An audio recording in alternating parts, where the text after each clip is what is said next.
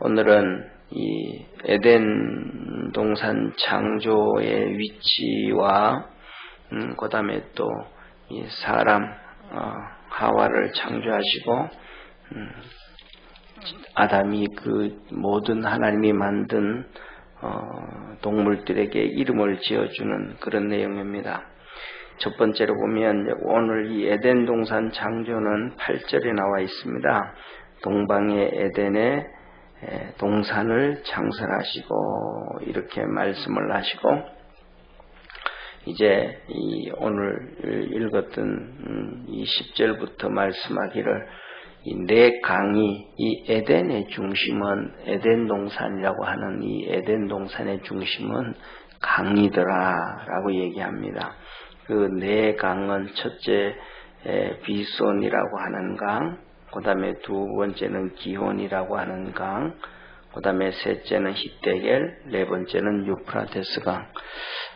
그래서 우리가 하는 지난번에 말씀을 드렸던 것처럼 이 사진, 이거 앞에 제가 준비한 사진을 하나 보면 이래 우리 이 지구의 이 대륙 이동설 이 판게아를 얘기하잖아요. 그래서 이 지질학자들은 이 3억 년 전에는 저렇게 하나가 돼 있다가 이렇게 1억 3,500만 년 전에는 대륙들이 판게아가 이렇게 이동이 시작되어지고 약 6,500만 년 전에는 저렇게 되어지고 현재는 이렇게 갈라져서 5대양 6대조를 이루었다 이렇게 얘기를 하는데, 지난번 우리가 창세기 1장 공부를 하면서 하나님이 창조하실 때는 정말 3억 년 전에 저게처럼 이 5대양 6대주가 아니고 하나였더라. 왜냐하면 하나님이 5대양 6대주로 저렇게 지금 있는 상태로 창조를 하셨더라면 묻이라고 하는 이 복수를 사용해서 대륙이 여러 개가 되니까 묻들이 일어나라 해야 되는데 단수를 사용한단 말이에요. 그런데 우리나라는 이 단수와 복수와 이 수의 개념이 이렇게 투명하지가 않아요. 클리어하지가 않거든요. 그런데 이 히브리 사람들에게 있어서는, 유대인들에게는 이 수의 개념이 엄청나게 발전됐습니다. 그래서 유대인들이 가는 곳곳마다 우리가 잘 아는 것처럼 은행이 만들어지죠. 그 옛날에 2000년 전에 로마 시대에 흩어지면서 그때 벌써 유대인들이 만든 게 2000년 전에 은행이라는 제도거든요. 그러니까 유대인들은 이 수학 숫자에 대해서 정말 엄청나게 발전되어져 있습니다. 그래서 이 유대인들의 이 숫자는 어느 정도 발달이 되어져 있냐면 단수와 복수가 있는 것이 아니고 쌍수가 있고, 그 다음에 히브리인들에게는 그 모든 히브리인들은 제일 처음에는, 지금은 이제 읽기 위해서 모음을 붙여놨지만 지금도 공식적으로는 모음 없이 자음만 읽습니다.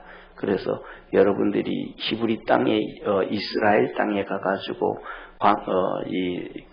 성지 순례를 가면 이 간판 있잖아요, 사인판 있잖아요. 어디로 가라, 무슨 지역 나고 할 때 그 글씨가 전부 다 자음으로만 되어져 있습니다. 모음이 없습니다.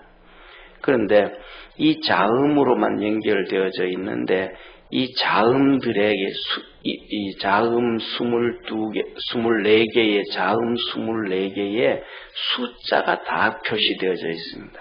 그래서 이 히브리어의 알파벳은 알렙, 베트, 기멜, 달렛, 해, 와우 이런 식으로 쭉 나가는데, 우리말로 하면 기역, 니은, 디귿, 니을이잖아요. 그러면 기역은 1, 니은은 2 이런 식으로 갑니다.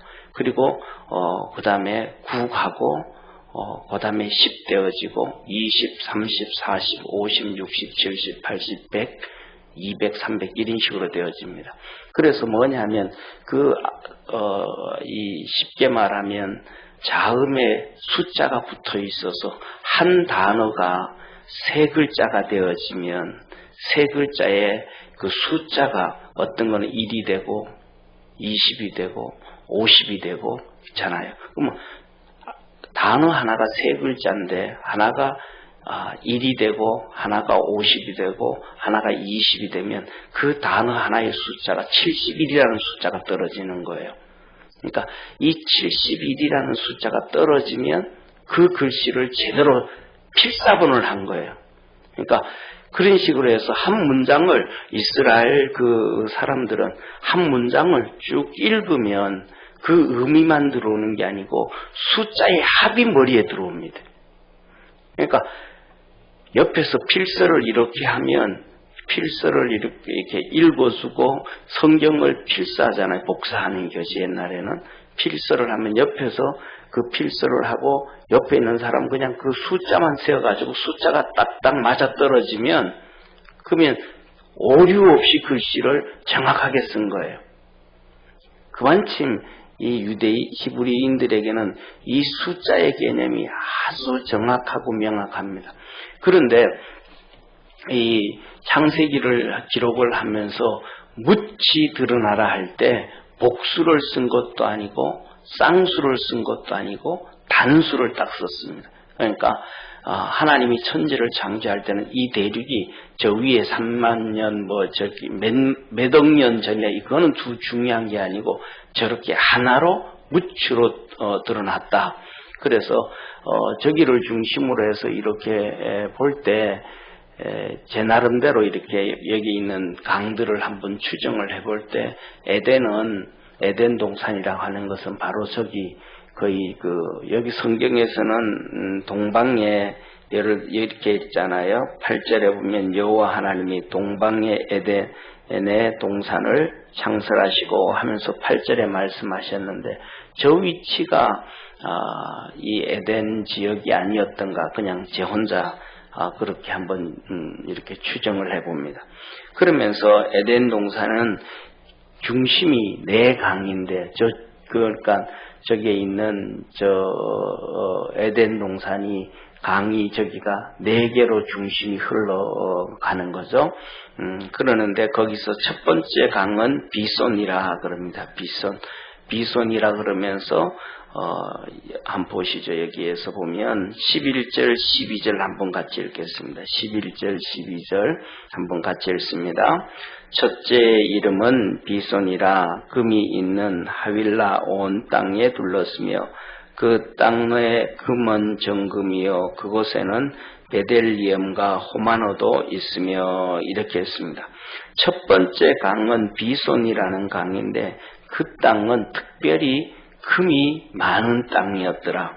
그리고 특별히 보석이 있는 특별한 이 지역마다 그런 땅이었다라는 거예요. 그러면서 하는 말씀하신 말씀이 베델리엄과 호마노도 있으며 이 금이 있는 첫 번째 이 비손이 있는 강에는 금이 있는 땅이고 거기에는 베델리엄도 있고 베델리엄이라는 건 진주를 얘기합니다. 진주.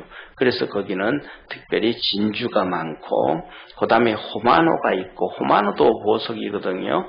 이 호마노는 나중에 이 제사장이 에봇을 입으면 에봇의 흉배에 붙이는 보석이 호마노예요. 그래서 찾아보니까 저는 뭔지는 잘 모르겠습니다만 이 붉은 줄이 있는 보석이라 그래요. 그런 보석이 있는 그런 곳이었더라. 비손강을 중심으로 있는 땅은.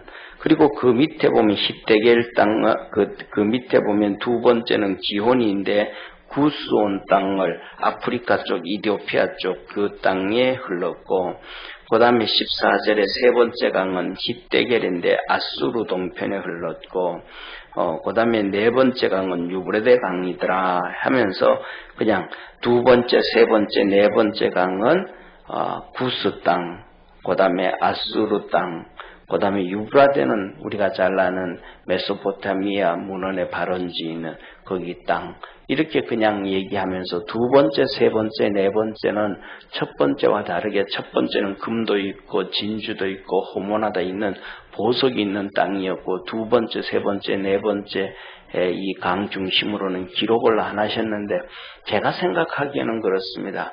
이 두 번째, 세 번째, 네 번째도 특별한 이런 보석은 아니라 그래도 하나님의 특별한 이러한 좋은 지역이었다.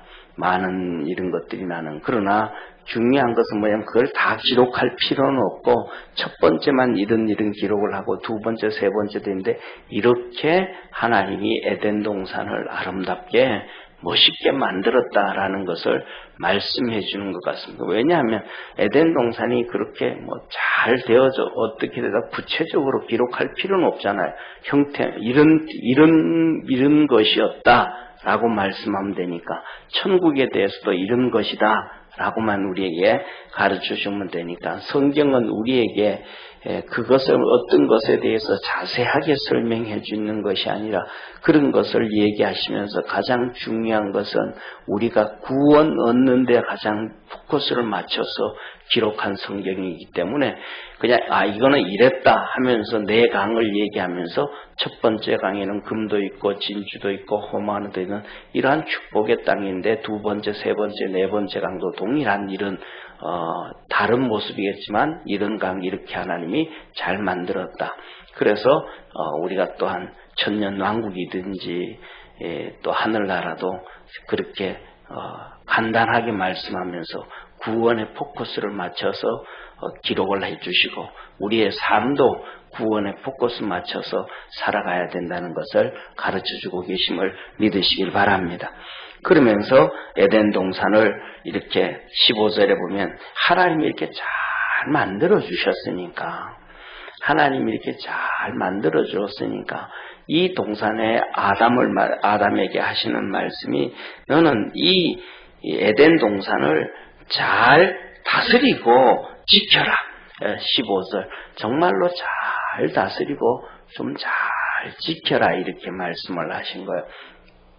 그러니까 저기 있는 것처럼 이 에덴 동산이라 제가 생각하기에는 이 에덴 동산이라고 하는 것이 쉽게 말하면 우리나라 대한민국 좀 더 나가서 남북한 요 정도 크기의 땅덩어리가 아니고 정말로 엄청 넓고 큰 땅덩어리 같아요. 그래서 뭐냐면 아담과 하와가 나중에 하와를 만들어주고 자식을 놓고 그들이 번성하고 흩어지고 살아도 이게 충분히 살 수 있는 그런 넓은 땅을 만들어 주셔서 이제 그런 것들이 점점 사람들이 이렇게 넘어가면서 이렇게 많아져 가면서 더 개간하고 만들고 발전시켜 가야 되잖아요. 그래서 다스리라 그렇게 말씀을 합니다. 그래서 하나님께서 선악은 먹지 말라. 다른 거는 다 먹어도 되는데 선악을 알게 하는 나무는 먹지 말라. 여기에 대한 신학적인 이런저런 얘기가 정말로 많아요. 그래서 이 한 가지만 선악과는 아는 것에 대해서 먹지 말라 그러는 것만 얘기해도 1시간, 2시간 가지고도 부족할 정도로 그만큼 말이 많은데 첫 번째로는 그런 얘기를 하는 이것을 통해서 선과 악을 아는 것은 쉽게 말하면 선과 악을 아는 것은 뭐냐 하면 이 세상에 존재하는 이 선악을 알게 하는 것은 하나님과 사단밖에 없는 거예요. 하나님은 악을 행하지도 아니하시면서도 전지하신 분이라서 악을 알고 사단 마귀는 악을 행함으로 말미암아 악을 알게 되어진 거예요. 그러니까 이 선악을 먹지 말라라는 이 말에는 신학자들이 하는 얘기가 창조주와 피조물의 관계에 선을 잇다. 그것을 넘어가지 말아라 이런 말씀이라는 것도 있고 더 나아가서는 악을 알고 난 다음에는 악을 행하지 않는 자가 없다라는 것을 의미하지 않나 싶어요. 그러니까 선을 알고는 행하지 않아요. 웃으면 좋다라는 걸 모르는 사람이 아무도 없지만 억지로 웃으려고 애쓰는 사람이 없어요.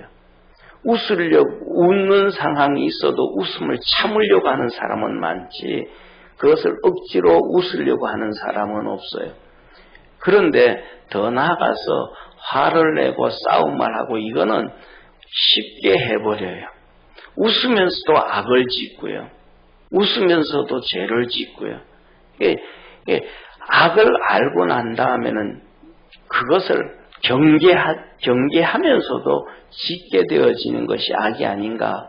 그래서 악은 절대로 알면 안 된다라는 하나님의 섭리가 또 있지 아니한가 그렇습니다. 하여튼 결국은 그래서 악을 알게 되면 악을 아는 만큼 교활해지고 악해져 가고 그래서 이런 것들이 쉽게 말하면 그러잖아요. 우리가 잘 아는 것처럼 사기치는 사람은 그 법망을 어떻게 피해가고 어떻게 사람을 속이고 하면 사기를 친다는 것을 알잖아요. 그러니까 사기를 치거든요. 선한 사람들은 그냥 그걸 모르는 사람들은 그런 걸 어떻게 하냐고 사기를 아예 못 치잖아요. 모르니까. 문서를 변조해요. 모르니까 안 하잖아요. 알게 되면 저 문서를 조작하면 엄청난 돈을 번다. 이 보통 유혹받아서 죄짓게 되거든요. 그러니까 악은 알게 되면 꼭 짓게 되어지기 때문에 하나님이 아예 그렇게 말씀하지 않았나 그런 생각도 한번 해봅니다. 어쨌든 간에 하나님께서는 이것 먹으면 너는 정말 죽는다. 왜? 죄를 알고 나면 죽게 되어지기 때문에 그런 것이라는 겁니다. 자, 그러면서 하나님께서 그 다음에는 하와 오늘 18절부터 25절까지 하와를 창조해 주셨는데 첫 번째로는 18절에 보니까 독처하는 것이 안 좋아서 돕는 배필이 없어서 독처하는 것이 그러니까 다스리고 정복하라 그러니까 정말로 아담이 자기가 있는 지역을 관리하고 하는 것이 얼마나 어렵겠어요. 쉽지 않죠. 그러니까 그 하나님의 일을 하기 위해서 정말로 땀 흘리고 애쓰고 수고를 많이 한 것 같아요. 그러니까 그 땀 흘리고 수고하고 애쓰고 혼자 그게 하나님 보시기에 아름답지가 않아서 돕는 배필을 만들이라. 이 가족은 바로 이 돕는 자잖아요. 가족은. 그러니까 가족은 쉽게 말하면 함께하는 자가 가족입니다. 오늘날에는 우리가 잘 아는 것처럼 가족이 다 파괴되어졌죠. 함께하는 게 그러니까 돕는 배필이다 이 말은 함께하는 자다. 우리나라 옛날에 속담처럼 백지장도 맞들면 낫다. 이 백지장이라는 거는 종이 글씨 안 쓴 종이를 백지라 그러잖아요. 백지. 그러니까 종이에 글씨 쓴 종이가 더 무겁고 글씨 안 쓴 종이가 덜 무겁고 그런 것도 차이 없음에도 불구하고 이 글씨 안 쓴 종이도 같이 들으면 가볍다 이 말이거든요. 가족은 항상 함께 하면서 서로 도와야 되는데 오늘날에는 이 가족이라는 개념이 다 망가져 버렸죠. 그래서 집에 있으면서도 예를 들면 아이들은 아이들 방에 들어가서 각자 행동 전부 다 개인 플레이 되어져 버리는 가족이라는 공동체가 아니고 이제는 예를 들면 하숙이라는 공동체라든지 룸메이트라는 공동체라 이런 걸로 바뀌어져 버렸지 가족이라는 개념이 없어져 버렸죠. 그러니까 이런 것들에 대해서 우리 기독교인들이 정말로 어릴 때부터 좀 자세하게 배우고 교육해가지고 이렇구나 이것을 함께 하는 게 가족이구나. 그래서 옛날에는 전부 다 그러잖아요. 쉽게 말하면 온 가족이 같이 아침에 일어나서 같이 일하잖아요. 그래가지고 남자들은 무지개 가지고 가서 물 지고 오고 여자들은 그 물 지고 온 것 가지고 밥하고 그 다음에 쉽게 말하면 고모들은 그 아침에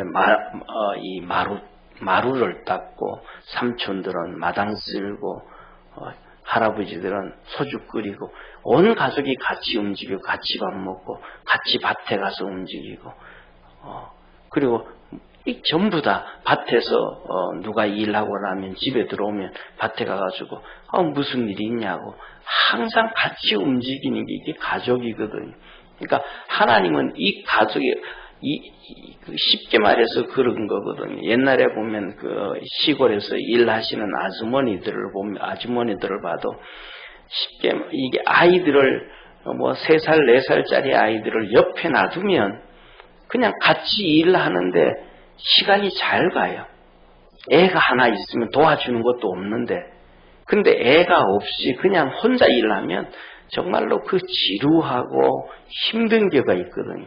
가족은 이렇게 같이 다 하나가 되어지는 것이 가족인데, 어느 순간부터 모태 신앙으로부터 신앙생활을 해도 하나님이 만든 이 가족이라는 창조 원리를 기본적으로 얘기하지도 않고 가르치지도 않고 배워도 그냥 자기 생각에 갇혀서 배척해버리니까 각자 생활을 해버리는 거예요. 그러니까 거기 안에서 그렇게 같이 하지 아니함으로 말미암아 그 안에서 이게 이 정의라든지 이런 것들이 더 많이 싹트지를 못하고 있는 거죠.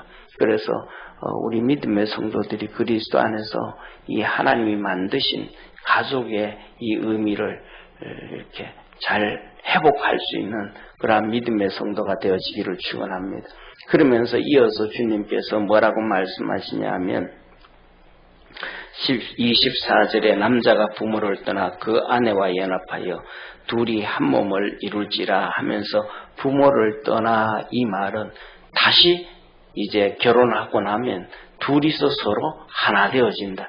그 전까지는 부모를 중심으로 해서 하나가 되어지고 서로 모든 것 다 형성을 이루어졌는데 이때부터는 이 부부가 같이 하나가 되어져서 서로 돕고 하는 이런 관계가 형성되어진다라는 것을 얘기해주고 인격적인 독립도 얘기를 해주죠. 그런데 오늘날에는 이 떠나라는 문제를 그런 이 하나 되어지는 관점에서 얘기를 하는 것이 아니고 오히려 반대로 핵가족의 관점에서 성경을 해석하는 오늘날 우리의 시대에 그냥 편리한, 그러니까 자녀들이 편리하고 부모가 편리하고 그냥 이 하나님이 원하시는 이 가족의 개념이 아닌 사람들 자기 편한 대로 성경을 해석해버리는 이러한 시대에 우리가 살아가고 있죠. 그래서 우리 믿음의 성도들이 다시 한번 하나님이 만드신 그 관점을 생각하고 그 다음에 마지막으로는 하나님께서 우리에게 이 하와를 만들 때 갈비뼈를 빼서 만들었다. 그 얘기를 하면서 오늘 이 과학자들이 이 발견을 해낸 것 중에 하나가 이 갈비뼈를 빼낸 이유 중에는 그 이유는 갈비뼈는 자라는 게 사람 몸에서 뼈가 자라는 것 중에 하나가 유일하게 갈비뼈잖아요. 예를 들면 손가락을 자르고 나면 손가락이 자라나오지 않잖아요. 팔을 잘라내면 팔은 자라나오지 않잖아요. 병신이 되지 않습니까? 그렇죠? 그러니까 다른 모든 뼈는 부러지면 기부스를 해야 되는데 갈비뼈는 기부스를 안 하잖아요. 왜냐하면 지대로 자라니까. 그러니까 갈비뼈를 하나 잘라내도 시간이 지나면 점점 자라서 제자리를 잡는 게 갈비뼈거든요. 그러니까 갈비뼈는 부러뜨려내도 병신이 안 되는 거예요. 다시 원상복귀가 되어지는, 그래서 이것에 이 하나가 되어지는 하나님의 놀라운 섭리와 계획이 있는데 이러한 것들이 오늘날 과학들을 통해 가지고 과학자들이 의사들이 발견해내잖아요. 이런 것들을 통해서 신앙적으로도 볼 수가 있겠지만은 다른 표현으로 볼 때 하나님의 말씀은 정말로 한치도 틀린 것이 없고 오차가 없고 전능하신 말씀이다. 그것을 더 알게 되어지고 말씀 안에 굳게 서서 살아가는 우리 믿음의 성도 되어지고 이렇게 좋게 에덴 동산을 창조하시고 만드신 그 창조 원리, 가정의 원리들이 하나님 앞에서 회복되어져 가는 축복의 우리 믿음의 복된 성도들 되기를 축원합니다. 기도하겠습니다. 전능하신 하나님 아버지, 지구를 창조하시고 그 중에 가장 행복하고 아름답고 멋좋은 에덴 동산을 만드시고 그 에덴 땅에 내 강이 흐르고 금이 있고 진주가 있고 거기에 호마노가 있고 또 다른 강에는 또 다른 특산물들이 질기하게 있어서 행복하게 살고 멋있게 살고 폼나게 살아가도록 하나님은 우리에게 복을 주셨습니다. 아담에게 그 복을 주시고 또 그렇게 살면서 혼자 있는 것이 그러니까 또 하와를 만드셔서 그 안에서 복되게 하셨는데 죄짓고 타락함으로 그 모든 축복들을 잊어버렸고 이제는 하나님의 말씀을 보고 읽으면서도 가족들이 하나 되어져가는 그러한 잘못된 일들을 행치한 하나 되어지지 못하는 그러한 잘못된 삶을 살아가는 오늘날의 많은 우리 기독교인들이 있고 이제는 동성애라는 것, 젠더라는 것을 통해서 완전히 가정이 파괴되어져 버리는 사단의 역사가 있습니다. 이러한 가운데 우리 믿음의 성도들이 하나님이 만드신 이 가정이 주 안에서 복되어지도록 말씀 안에서 돌아오고 말씀 속으로 쫓아가는 믿음의 성도들 되게 하옵시고 하나님이 주신 축복과 복이 있는 믿음의 가정들 다 되게 하옵소서. 구원하신 예수님의 이름으로 기도드립니다. 아멘.